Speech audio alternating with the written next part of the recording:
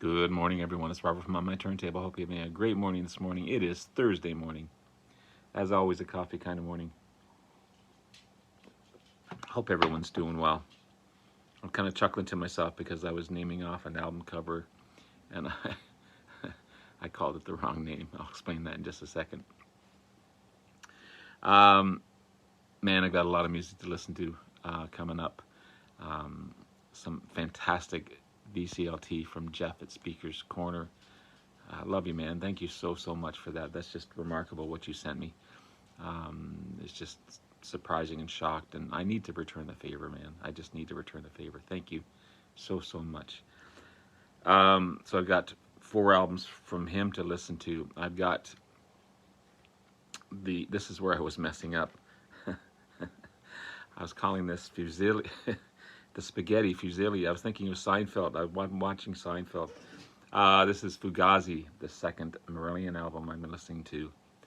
The new Tears for Fears album I need to listen to, The Tipping Point, and this amazing box set, the Decadurum years from Caravan, like 8 CDs on that one. So I've got my listening ears for a while. I want to do a review on all these albums coming up, but today's just, I'm just going to continue to Fusilli. Today I want to continue my A Great Band You Need to Listen to series. And today I'm going to do Uriah Heep. Now, I'm not a complete expert on Uriah Heep. I know there's a few people that say they're going to watch this, and I want to do a good job. I do not have all their studio albums. I prefer their earlier stuff over their later stuff, and I'll explain that in a bit. But a great band to listen to. And a band that if you don't know them, you definitely need to know them for sure. Before I get everything though, please hit the like and subscribe button below. Thank you to all that have liked and subscribed so far. I greatly appreciate it. I want to continue to put great content out there to be informative and to show you guys some great bands and artists that I have in my collection. It's because of you guys, your likes, your subscriptions, your wonderful comments that keep me going, keep me motivated to do this kind of thing, and I greatly appreciate it. Thank you so much. Yeah, so Uriah Heep. Great hard rock, early form of heavy metal from London, England, starting way back in 1969. Around for 53 years. That's just remarkable. Still going today. The only original member left is Mick Box, the amazing lead and rhythm guitarist. All the other members have either passed or gone on to other things. You've had David Byron, amazing lead singer, John Lawton, Trevor Bolder, John Wetton, who went on to be with Asia and King Crimson, drummer Nigel Olsson, who was with the Elton John band. Again, still going on strong today, still touring today. Uriah Heep. There was a time when Mick Box thought, I don't know if I want to continue under Uriah Heep, maybe just form a new band, but he decided to keep the name, and they're still going under that banner. If you compare Uriah Heep to other bands, you're going to look at Trapeze, Wishbone Ash, early Blue Oyster Cult, Humble Pie, and of course Deep Purple. Uriah Heep's had that heavy organ-driven sound, especially in the earlier years. Just like a Deep Purple did. Awesome guitar work by Mick Box. Huge vocals by David Byron. Amazing, not a very tall guy at all, but that belting out of the amazing, powerful voice. Unfortunately, David Byron had a troubled time, I guess, and he was had alcohol-related issues. Passed away in 1985 as a result of liver issues and alcohol-related issues. And then, unfortunately, he was fired in 1976 from the band due to heavy drinking. He went on to do a few solo albums. I haven't heard any of them, but but unfortunately, it's it's a sad state when you have a professional, amazing vocalist like that, and of course, drugs or alcohol take them. That's just it's a tragic story that you hear all the time in rock history. Fame and wealth and fortune and whatever. Um, that image of sex, drugs, and rock and roll type of thing. They again Uriah Heep, part of that early '70s hard rock scene, pioneers of heavy metal. Again, like a Deep Purple. 40 million albums sold worldwide. You got big hits like Gypsy, early Livin', or sorry, Easy Livin', The Wizard, Sweet Lorraine, Stealin', just classic. I love the bass line of Stealin'. That's cool. David Byron's original name is his real name is David Garrick. He just changed it to David Byron as a stage name. But yeah, fantastic, fantastic band. 24 studio albums they released in their lifetime, in their career. I only have a small amount of those. I don't have all 24 studio albums. They've had 25 live albums and 41 compilation albums. So a huge discography from this band, for sure. Their debut album, I've got the US version of it. The UK version is called Very Heavy, that British accent, dropping the H, Very Heavy and Very Humble. There's a picture of it up there. Released in the States as simply Uriah Heep. So I actually have 2 copies of this one. So I got this one here with the black Mercury label.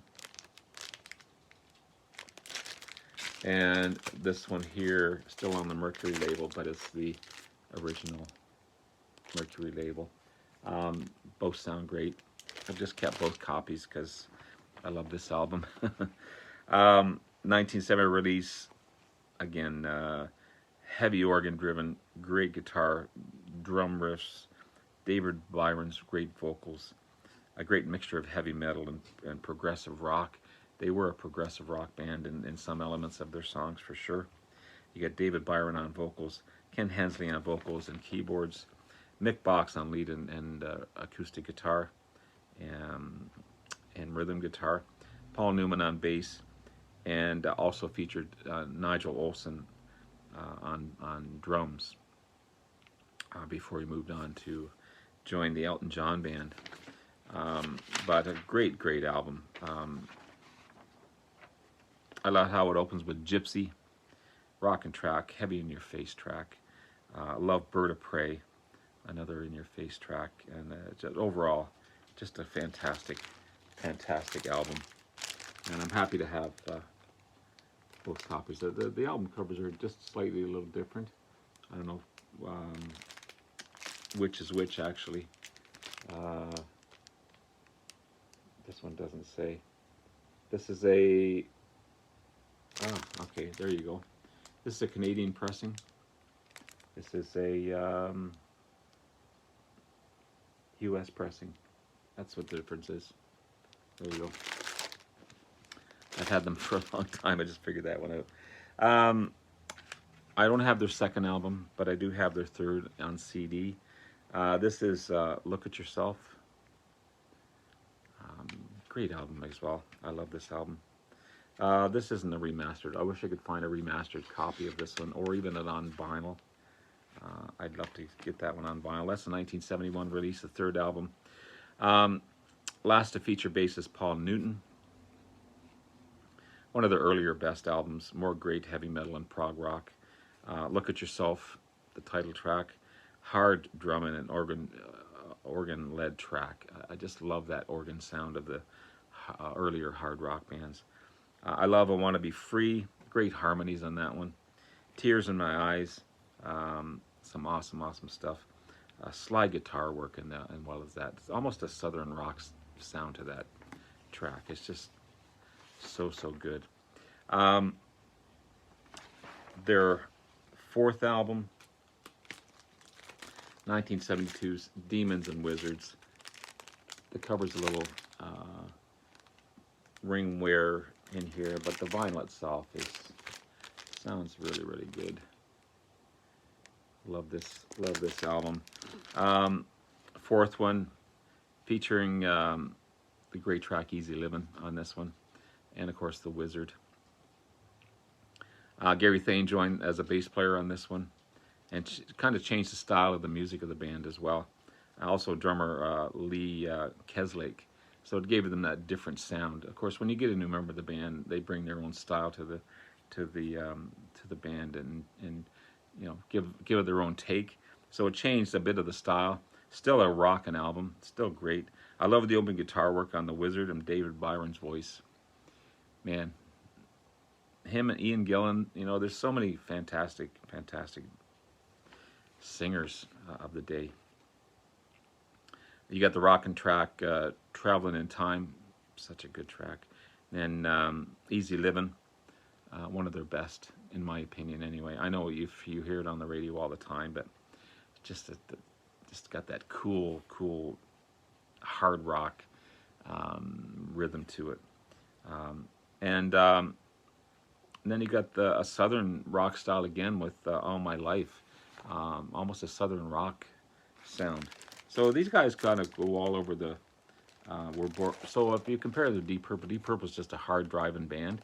These guys, you know, they got progressive music in there. They've got southern rock style, slide guitar work, of course, great ballads. You didn't hear me too many ballads from Deep Purple at all. So there's some great ballads in here, and some progressive music as well. So this is a fantastic album. Their fourth album. And then I need to find, I'm missing their fifth album, The Magician's Birthday. I need to find that one, 1972 release. But I do have 1973's Sweet Freedom, their sixth studio album. That's a better picture of the band there.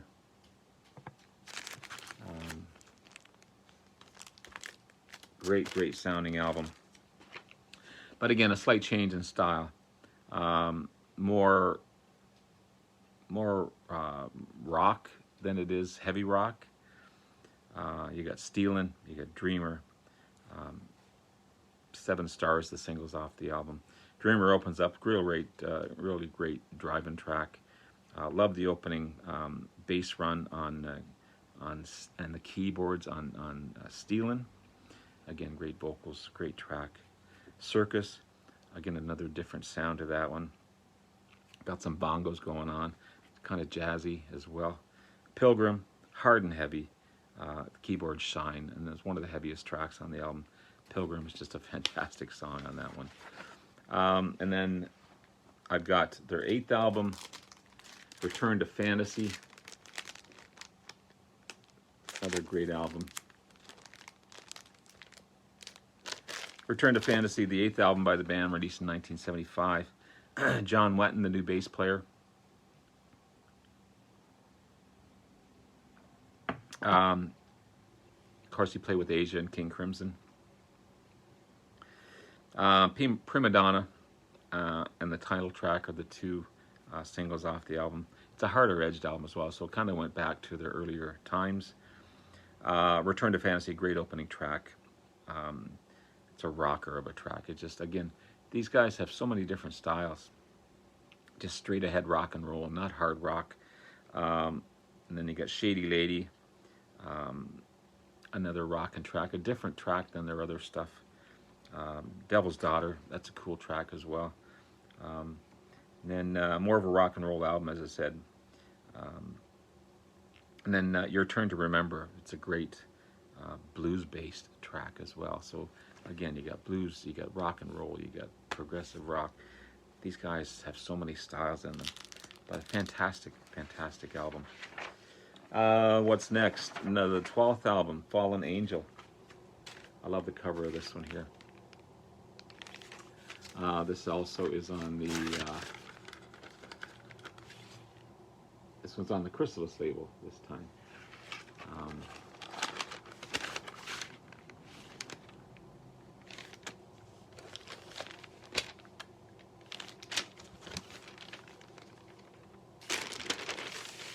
So this is the last to feature John Lawton on vocals. By this time, David Byron had been fired from the band. Also another different sounding album. Of course, you got the new lead singer bringing his own style in. Love or Nothing, Come Back to Me, One More Night, the singles off that. Moment of the Night, great opening track, rockin' track again. Fallen in Love has kind of a Highway Star feel to it, just that rhythm of Highway Star. Great harmonies again. One More Night has a Southern rock style again. And then you got Come Back to Me, which is a great ballad off of this one. So Fallen Angel, different style. John Lawton, great vocalist, just not a David Byron vocalist, which I prefer the David Byron sound, but John Lawton did a great job on that one. Then one of my favorites, also my favorite cover by these guys, Abominog. That's a great cover. I love that cover. This is on the Blue Mercury label. There's a picture of the band there. So you've got Lee Kerslake on drums and vocals, Peter Golby on vocals, again a different lead singer, Bob Daisley on bass and vocals, John St. Clair on keyboards and vocals, and Mick Box on guitars and vocals. Again, a different sound to the band, different style of music again. They're changing into the times. They're into the 80s now. It's a commercially successful album as well. On the Rebound, That's the Way It Is. Again, Peter Golby, a different sound to his vocals, but it's one of my later favorite albums for sure. Again, Mick Box, he wanted to reform at this time because he was the only remaining member left in the band. He wanted to reform under a different name, but then he decided at the last minute to keep Uriah Heep going and change the and he just kept the he didn't change it. He wanted to change under a different name, but he was worried about commercial success, recognition, that type of thing. Too Scared to Run opens with Fire, just a fast hard rock track. On the Rebound, I love that bass opening again, great rock and roll track. The heavy Sell Your Soul. Running All Night with the Lion. Kind of an Asia feel to that one. Just the synthesizers and that type of thing. But a great album. Then you've got the 15th album by the band, Head First. This is on the Blue Mercury label again. As you can see, I'm missing all kinds of albums here, but Trevor Bolder rejoined the band as a bass player, and Bob Daisley left. Not quite as strong as Abominog, but still a decent album. I don't find it as strong in any way as that. The Other Side of Midnight, the opening track, has a Foreigner sound to it. The vocal styles have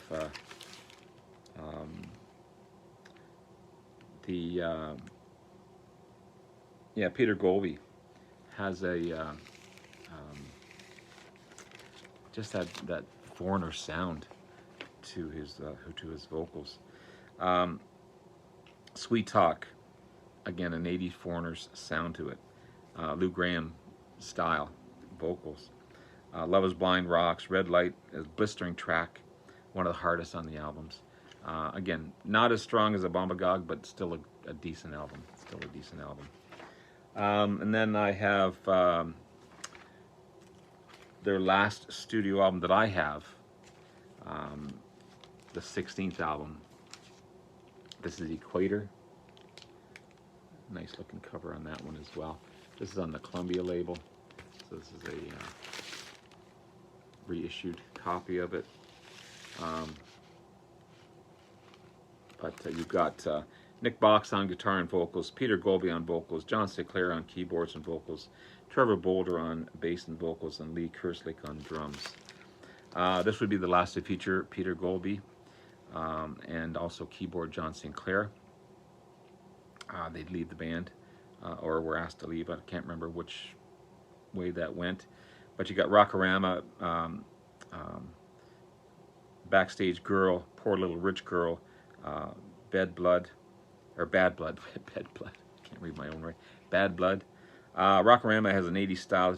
Again, too much like Lou Gramm to my liking. Bad Blood rocks. I Like Angel. Party Time. School's Burnin'. Great rockin' track. So overall, not a bad album. Not my favorite by the band. This is also a promotional copy of the album too, which is a cool find. But that would be it for my studio albums.